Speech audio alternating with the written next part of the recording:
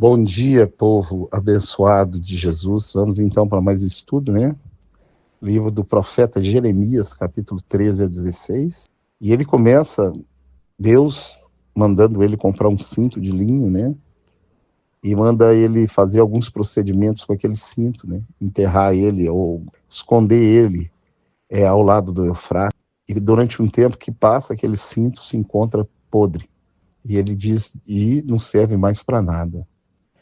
Ou seja, aquele povo que foi levantado, o povo de Deus, que era para proclamar a verdade, a lei de Deus em toda a terra, estava agora igual aquele cinto podre, não servia mais para nada, não servia mais para ser um povo sacerdotal, porque as suas vestes estavam podres e imundas. E ali, onde é o Eufrates e o Tigre, é chamado Crescente Fértil. E ali é o lugar da onde vem a Babilônia. Babilônia vem da raiz hebraica de Babel, que significa confusão. A Torre de Babel dá origem à Babilônia, aquele lugar, e a Torre de Babel é o lugar da idolatria que veio sobre toda a terra. Toda a origem dos ídolos vem de Babel, Babilônia, terra da confusão. E os ídolos, eles causam cegueira, surdez em quem os adora, e aquele povo de Judá estava cego, surdo, mudo, porque adoravam um Deus de pau, de pedra e de barro. E agora Deus diz que aquele povo não serve mais para nada. Aquele povo que ele tirou do Egito, aquele povo que ele resgatou com braço forte, eles estavam igual aquele cinto, podres, sem verdade, cegos pelos seus ídolos, pelas suas concupiscências, pelos seus desejos carnais. E Deus vai falar que esse pecado em Judá, ele foi potencializado pelo rei Manassés. Lembrando que Manassés era filho de Ezequias, um bom rei, um rei que fez quase tudo certo. Ele procurou resolver todos os problemas, tirando os ídolos, voltando para o Senhor, adorando e amando o Senhor. Mas agora ele teve um filho, e esse filho reinou 55 anos em Israel. Foi um dos piores reis que teve em Judá. Você leia 2 Crônicas 33, vai contar a história desse rei. E no verso 10 ele fala, esse povo maligno que anda segundo a dureza do seu coração, será como esse cinto que para nada mais presta. Quando um crente perde a verdade, perde o cinto da verdade, ele vive uma mentira. O casamento é uma mentira, a vida é uma mentira, e a sua posição dentro do corpo de Cristo é uma mentira. Quando esse povo chegou nesse nível, relembrando os estudos lá atrás, que ele foi buscar uma pessoa, em Jerusalém, que praticasse a justiça, e não achou ninguém. E no verso 14, ele diz que não vai poupar ninguém, vai lançar uns contra os outros, até que sejam totalmente destruídos. E no verso 21, ele fala que eles vão ter dor de parto como uma mulher que está prestes a dar à luz. Toda vez que você vê na Bíblia dores de parto, é grande tribulação, é perseguição, é luta. Então a gente vê em Apocalipse 12 uma mulher com dores de parto. Ela está grávida, prestes para dar à luz, mas um dragão de 7 cabeças se posiciona diante dela. Essa profecia é uma profecia para a grande tribulação.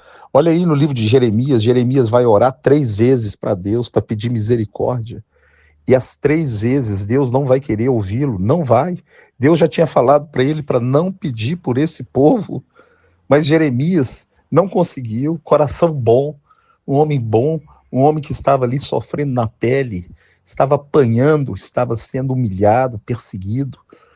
Um homem do qual Deus falou, você não vai casar e ter filho nesse lugar, porque as pessoas desse lugar vão virar esterco sobre a terra. Aí você fala, por que Deus fez isso? Leia Deuteronômio 28, 29. Ele alertou que se esse povo se desviasse, seguisse os caminhos dos outros deuses, eles estavam sacrificando filhos a Moloque, sacrifício humano.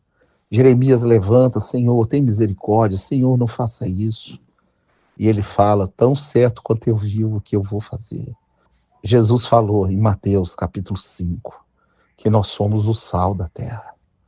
Se você não sabe para que serve o sal, né? Você sabe, para dar sede, para dar sabor.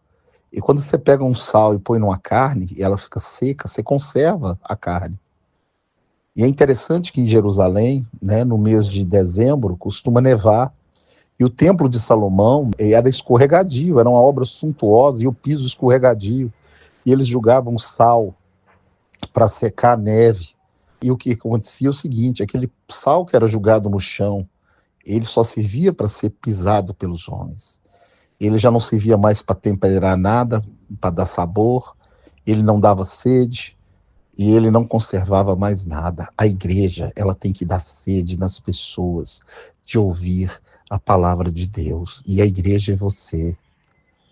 Ela tem que conservar a terra em pé, a sua oração. Jeremias está falando como as dores de parto de uma mulher grávida. Nós não entramos nas dores de parto. Hoje nós estamos na apostasia. A igreja está igual Judá, igual Israel. Abandonou o manancial de águas vivas e tem seguido o seu próprio caminho. Deus vai poupar Jeremias e os pobres. Só esses que vão ser poupados. O resto, aqueles soberbos de nariz em pé, os arrogantes, os sacerdotes, os reis, aqueles que não morrerem pela espada, a peste vai alcançar. Aquele que a peste não alcançar, ele está falando que a fome vai alcançar. Aquele que a fome não alcançar, serão levados para o cativeiro da Babilônia. Quando você lê a história de Daniel, né, Sadraque, Mesaque e Abednego, e no verso 27, Deus fala, tenho visto as suas abominações. A maior burrice de um crente é tentar esconder de Deus aquilo que ele já viu. E no verso 4, Deus vai trazer seca. E vai secar tudo, eles vão buscar água e não vão encontrar. Começou as calamidades a vir. A consequência vem em toda a nação. E aí vem sobre justos e injustos. Que Deus vai cessar a chuva em Jerusalém, em Judá. E as pessoas padecerão fome, sede. E aí agora Deus fala de novo no verso 11, não rogues por esse povo, não ore por esse povo. E mesmo assim Jeremias ainda vai orar mais 2 vezes.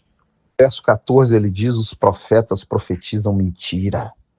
Ele fala que esses profetas profetizam mentira, serão consumidos pela peste e pela fome. Jeremias já havia tentado orar 3 vezes, clamando. Ele falou, ó, se Moisés levantasse, pudesse levantar em Samuel, eu não ia ouvir eles também não. Não os ouviria. Agora no verso 3 ele fala os castigos que virão. Espada, fome, peste e cativeiro. Por causa dos pecados de Manassés, que fez todo o povo pecar. Agora ele fala que cansou de ter compaixão. Cansou. Verso 15, Jeremias pede a Deus para lembrar dele, das perseguições que ele tem sofrido. E se você hoje quiser pregar a palavra de Deus e ser santo, você vai ser perseguido. Não é só no mundo, é na igreja, é dentro da própria igreja. Assim como o povo, o pai de Jeremias, os irmãos dele e o povo de Judá perseguiram a ele, porque ele falava a verdade, ele alertava o povo, ele abria os olhos daquele povo.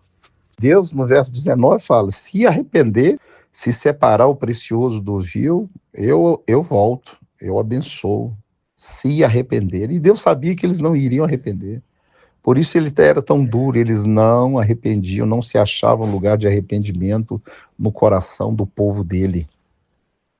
E agora, no 16, verso 4, ele fala que o cadáver desse povo servirá de pasto e de alimento aos abutres do céu. E sempre quando Deus fala, ele aguarda um retorno do povo para voltar para ele de coração. Toda vez que o povo retorna para Deus, Deus quebranta o coração, tem um bom coração maravilhoso. Mas quando a pessoa endurece a cerviz, o coração, ele vai ser abatido, destruído. A altivez de espírito e a soberba precede a queda, e a humildade, a honra. Seja humilde, seja manso, seja bondoso.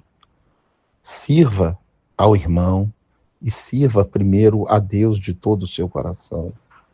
E você será poupado daquilo que virá sobre a terra.